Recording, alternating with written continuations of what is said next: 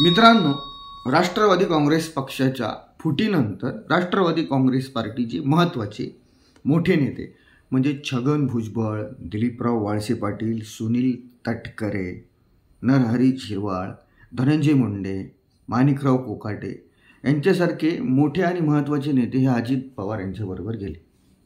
पण शरद पवार यांच्याबरोबर एक हुकमाचा इक्का होता, तो म्हणजे जयंतराव पाटील.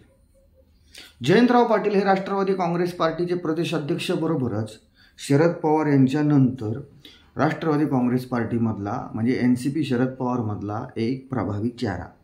पण आता त्याच जयंतरावांच्या राष्ट्रवादी काँग्रेस पार्टी सोडण्याच्या चर्चा गेल्या काही दिवसापासून रंगत आहेत. मित्रांनो, विधानसभा निवडणुकीच्या आधीसुद्धा अशा चर्चा रंगत होत्या. असं सांगितलं जात होतं की अजित पवार यांनी जयंत पाटील यांच्यासाठी एक मंत्रीपद मोकळं ठेवले.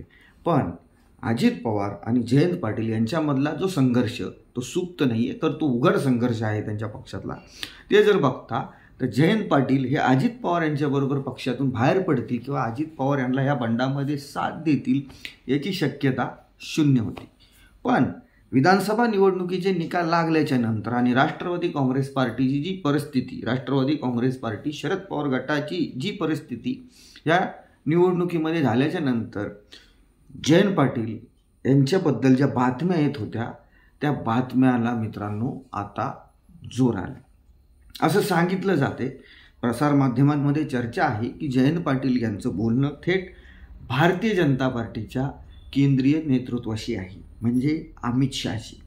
आणि अमित शहा यांना सुद्धा पश्चिम महाराष्ट्रामध्ये एक मोठा मराठा नेत्याची गरज आहे. भारतीय जनता पार्टीकडे जरी चंद्रकांत पाटील यांच्या रूपाने एक मराठा चेहरा पश्चिम महाराष्ट्रातला जरी असला तरी त्यांचा प्रभाव तेवढा नाही आहे. कारण चंद्रकांत पाटील हे RSSच्या मुशीतले जरी असले तरी त्यांचा संपर्क तेवढा नाही आहे. कोल्हापूरमधून जरी चंद्रकांत पाटील येत असले तरी त्यांचा एक वोट बेस किंवा एक पॉलिटिकल बेस पश्चिम महाराष्ट्रामध्ये नाही आहे. कारण चंद्रकांत पाटील हे भारतीय जनता पार्टीच्या पुण्याईवरती हे कोथरूडमधून निवडून येत असतात.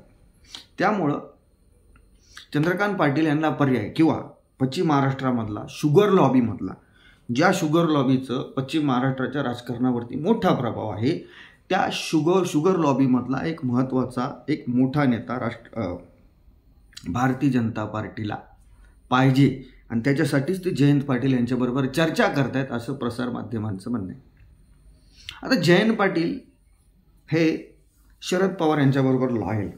राष्ट्रवादी काँग्रेस पार्टी फुटल्याच्या नंतर जयंत पाटील, सुप्रिया सुळे, अमोल कोल्हे यांनी ज्या पद्धतीने ग्राउंडवरती काम केलं, खास करून विधानसभा निवडणुकीमध्ये ज्या पद्धतीने त्यांनी प्रचार केला, त्यानंतर राष्ट्रवादी काँग्रेस पार्टीचं जे नेतृत्व आहे म्हणजे शरद पवार असतील किंवा बाकीचे राष्ट्रवादी काँग्रेस पार्टीमधले जे उरलेले नेते असतील की त्यांना एक नवीन ऊर्जा जयंत पाटील यांनी जी प्रचारामध्ये आघाडी घेतली होती त्यामुळे मिळाली. निवडणुकीचे निकाल लागले त्यानंतर राष्ट्रवादी काँग्रेस पार्टीमध्ये धुसफूस होती. त्यानंतर त्यांनी राष्ट्रवादी काँग्रेस पार्टीचे मुंबईमध्ये एक समीक्षा बैठक पण झाली. समीक्षा बैठकीनंतर सुद्धा अशा बातम्या आल्या की राष्ट्रवादी काँग्रेस पार्टीचे खासदार आणि राष्ट्रवादी काँग्रेस पार्टीतला एक मोठा नेता हा राष्ट्रवादी काँग्रेस पार्टी सोडणार. आता या बातम्यांमध्ये किती तथ्य आहे किती नाही आहे हे आता आपण सांगू शकत नाही आहे, कारण राजकारण आहे. लास्ट मोमेंटवरती काही होतं. राजकारणामध्ये उद्याचं सांगता येत नाही. म्हणजे तुम्हाला उदाहरणं द्यायचं झालं तर 2007ला गोपीनाथ मुंडे हे काँग्रेसच्या उंबऱ्यातून परत आलेले. म्हणजे इथपर्यंत ते जवळजवळ काँग्रेसवासी झालेच होते, पण लालकृष्ण अडवाणी यांच्या मध्यस्थीनंतर त्यांनी भारतीय जनता पार्टीमध्ये पुन्हा एकदा ते परत आलेले. हा आपल्या महाराष्ट्राचा इतिहास आहे. त्यामुळं आता प्रसारमाध्यमांमध्ये बातम्या येतात की जयंत पाटील हे भाजपमध्ये जातील, है ना. या बातम्या आता येत आहेत, पण ह्या कितपत खऱ्या, याच्यामध्ये किती तथ्य आहे हे सांगू शकत नाही.